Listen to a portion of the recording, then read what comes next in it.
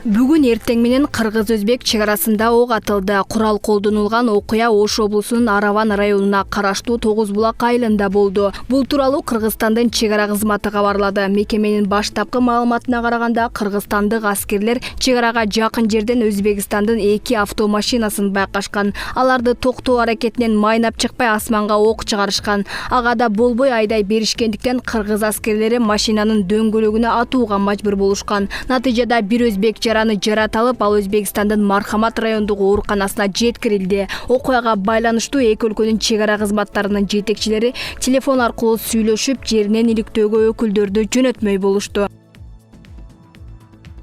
Сокулукта бакыт асылып турган жансыз табылган 2 адамдын денеси өлүмдүн себептери иликтелип жатат. Бул тууралуу Чүй райондук милициясынан билдиришти. 25 майда Сокулук районунун милициясынын нөөмөт бөлүмүнө жергиликтүү тургундар тарабынан билдирүү түшкөн. Айтылган дарекке барган милиция кызматкерлери айылдын четиндеги бакыт асылып турган 2 жансыз денени табышкан. Факт боюнча ыкчам тергөө иштери башталган. Көп узабай маркумдардын өздүгү такталып, бири Сокулук районунда жашап жаткан 19 жаштагы, экинчиси Нарындагы Кочкор районунун 16 жаштагы тургун экени белгилүү болгон. Азырынча өлүмдүн себептери айтыла элек.